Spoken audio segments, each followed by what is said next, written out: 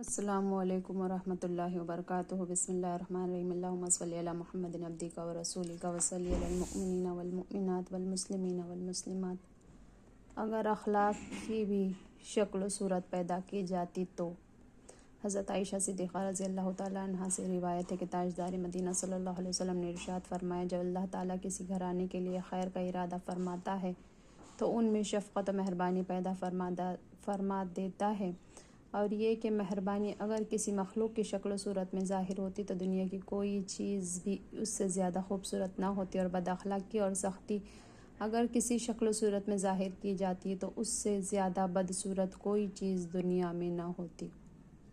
پیش امام نے ڈانٹ دیا تو کیا ہوا؟ حضرت سیدنا ابراہیم بن ادہم رحمۃ اللہ تعالیٰ علیہ بڑے ہی متقی پرہیزگار اور بااخلاق بزرگ تھے۔ آپ رحمۃ اللہ تعالیٰ علیہ کی بزرگی کا دور دور تک شہرا ہو چکا تھا، اور آپ رحمۃ اللہ تعالیٰ علیہ کے فضل و کمال کا اور زہد و ورع کا چرچا آپ ہی کی زندگی میں ضرب المثل ہو گیا تھا۔ ایک دفعہ مسافرت کی حالت میں رات کے وقت جامع دمشق میں پہنچے۔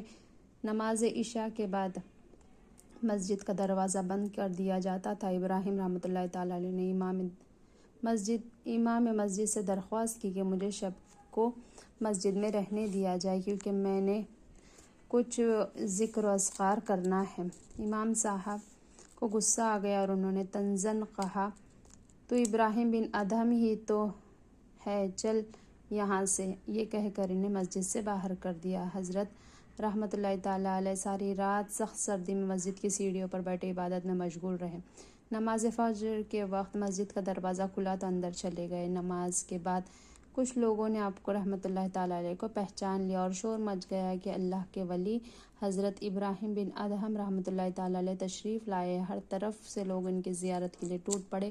امام صاحب بہت شرمندہ ہوئے، بار بار آپ سے حضرت سے معذرت کرتے تھے، اور آپ رحمۃ اللہ فرماتے تھے کہ معذرت کس بات کی، آپ نے اپنا فرض ادا کیا، ہمیں کوئی ڈانٹ کر دکھائے۔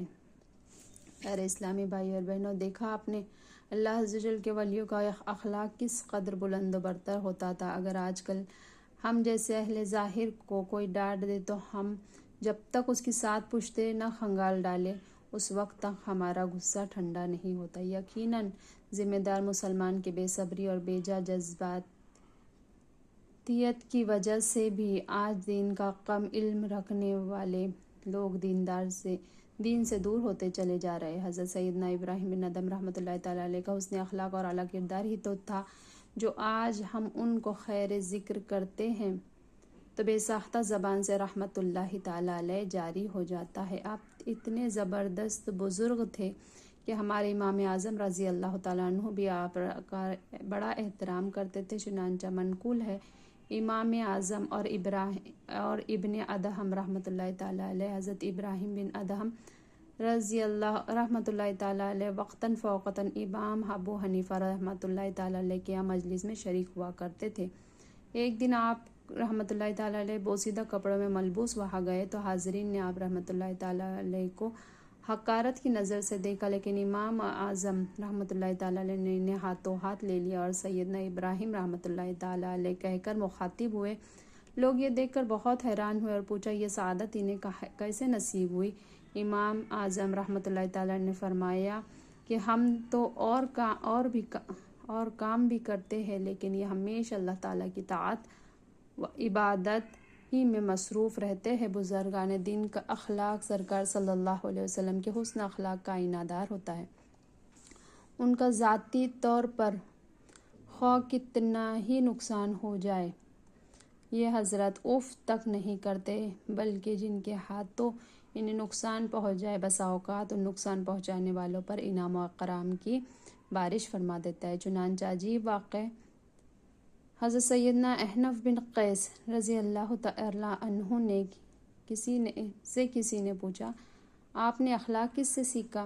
ارشاد فرمایا، حضرت سیدنا قیس بن عاصم رضی اللہ تعالیٰ عنہ سے مزید سوال کیا، ان کے اخلاق کس حد تک پہنچ چکے تھے؟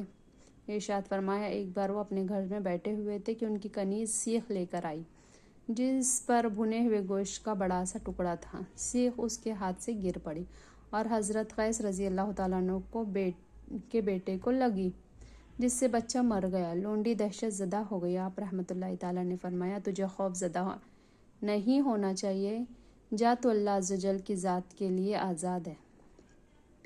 ہمارا ملازم اگر پیالہ ہی توڑ دے، سبحان اللہ سبحان اللہ سبحان اللہ، قربان جائیے حسن اخلاق کی معراج اسی کو تو کہتے ہیں کہ کنیز کی لاپرواہی سے بچہ انتقال کر گیا تو بجائے قتل کا مقدمہ دائر کرنے کے کنیز کو آزاد ہی کر دیا۔ اللہ اکبر۔ مگر آج اگر ہمارا ملازم ہمارا 1 روپے کی قیمت کا پیالہ ہی اگر بھولے سے توڑ دے تو ہم اس پر برس ہی پڑے اور گالیوں کی بوچھار کر دے، اور شاید زیادہ غصہ آ جائے تو 1 ہاتھ بھی لگانے سے نہ چوکے۔ قربان جائیے ہمارے بزرگوں کے حسن اخلاق پر کہ یقیناً انہیں کے اعلیٰ اخلاق کے طفیل آج ہم ہر طرف گلستان اسلام لہلہاتا نظر آ رہا ہے۔ تو میرا غلام آزاد ہے۔ حضرت سیدنا عبداللہ بن عمر رضی اللہ تعالیٰ عنہ نے پیشگی ہی لوگوں کو اس بات پر گواہ کر لیا تھا کہ اپنے زر خرید غلام کو کبھی بددعائی کلمات تک نہ کہوں گا۔ گالی کا تصور بھی نہیں کیا جا سکتا، اگر بالفرض کبھی بددعائی کلمات زبان سے نکل جائے تو میرا غلام آزاد ہے۔ چنانچہ حضرت سیدنا ابو القاسم کشیری رحمۃ اللہ تعالیٰ علیہ کہتے ہیں کہ حضرت سیدنا ابن عمر رضی اللہ تعالیٰ عنہ نے فرمایا اگر تم مجھے اپنے غلام کو اخزا اللہ، خدا اسے رسوا کرے، الفاظ کہے سن لو تو تم گواہ رہنا کہ وہ آزاد ہے۔ اتباع سنت۔ اللہ اکبر۔ ہمارے بزرگوں کو اپنی ذات کے لیے غصہ کم ہی آتا تھا، اور اگر بالفرض کبھی آ بھی جاتا اتباع سنت کا دامن ہاتھ سے نہ چھوٹتا۔ چنانچہ ایک مرتبہ حضرت سیدنا ابو ذر رضی اللہ تعالیٰ عنہ اپنے اونٹوں پر ایک حوض پر پانی پلا رہے تھے۔ کچھ لوگوں نے جلد بازی کی اور حوض ٹوٹ گیا۔ یہ منظر دیکھ کر سیدنا ابو ذر رضی اللہ تعالیٰ عنہ پہلے بیٹھ گئے پھر لیٹ گئے۔ کسی نے وجہ پوچھی تو فرمایا تاجدار مدینہ صلی اللہ علیہ وسلم نے حکم فرمایا ہے کہ جب کسی انسان کو غصہ آ جائے تو اسے بیٹھ جانا چاہیے، اگر اس طرح غصہ جاتا رہے تو بہتر ہے، ورنہ لیٹ جائے۔ غصہ آ جائے تو اس کا ایک علاج یہ بھی ہے کہ وضو کر لے، غصہ آ جائے تو خاموش ہو جائے، کھڑا ہے تو بیٹھ جائے، بیٹھا ہے تو لیٹ جائے، زمین سے چپٹ جائے۔ ان باتوں پر عمل کرنے سے انشاءاللہ عز و جل غصہ چلا جائے گا۔ لوگوں کا دل جیتنے کا آسان نسخہ۔ سرکار مدینہ صلی اللہ علیہ وسلم نے ارشاد فرمایا تم اپنے مال کے ذریعے لوگوں کو خوش نہیں کر سکتے، لہٰذا خندہ پیشانی اور حسن اخلاق کے ذریعے سے انہیں خوش رکھا کرو۔ تصوف نام ہی اخلاق کا ہے۔ رسالہ کشریہ میں حضرت سیدنا ابو القاسم کشیری رحمۃ اللہ تعالیٰ علیہ ایک بزرگ رحمۃ اللہ تعالیٰ علیہ کا قول نقل کرتے ہوئے فرماتے ہیں تصوف نام ہی اخلاق کا ہے، جو جتنا بااخلاق ہوگا اتنا ہی تصوف میں وہ بلند مقام رکھتا ہوگا۔ سیدنا کشیری رحمۃ اللہ تعالیٰ علیہ اور ایک اور بزرگ کا قول نقل کرتے ہوئے فرماتے ہیں دوسرے کی بد اخلاقی پر نظر کرنا بھی بد اخلاقی ہے۔ بے زبان جانوروں پر بھی ظلم سے بچو، ان کے ساتھ بھی نرمی سے پیش آؤ کہ نرمی سے زینت ہے اور سختی اور بے جذباتیت بے رونقی ہے۔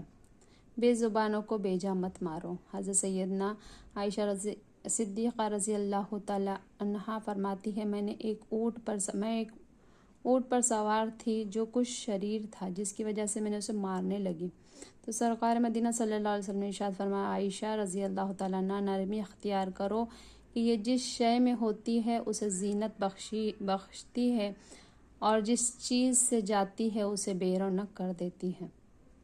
مرغی سے بھی اچھا برتاؤ کرو۔ حضرت سیدنا فضیل رضی اللہ تعالیٰ عنہ فرماتے ہیں اگر کوئی شخص مکمل طور پر نیکیاں کرتا ہے اور اگر اس کی ایک مرغی بھی ہے جس سے وہ برا برتاؤ کرتا ہے تو اسے نیک کام کرنے والا نہیں کہا جائے گا۔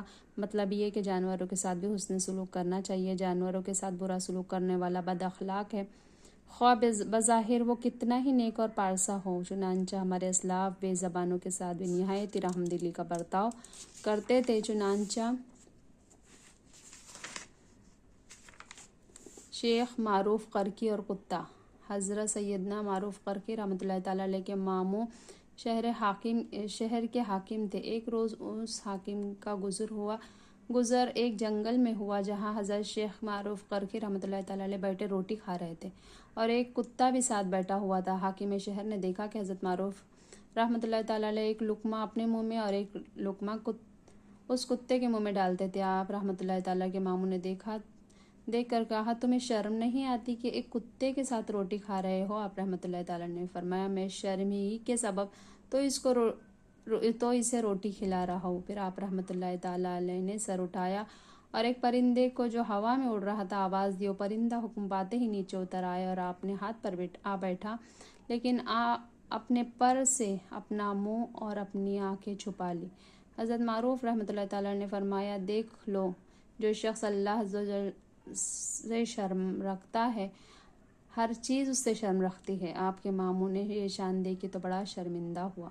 پیارے اسلامی بھائی اور بہنوں، اللہ عز و جل والوں کے اخلاق نہایت ہی بلند ہوتے ہیں اور ان کے دل اللہ کی مخلوق کی ہمدردی سے معمور ہوتے ہیں اور وہ بھوکے کتوں کا بھی خیال رکھتے ہیں، مگر جس کے دل میں کسی بھوکے انسان کا بھی خیال نہ ہو تو وہ کس قدر سنگ دل اور غافل ہے۔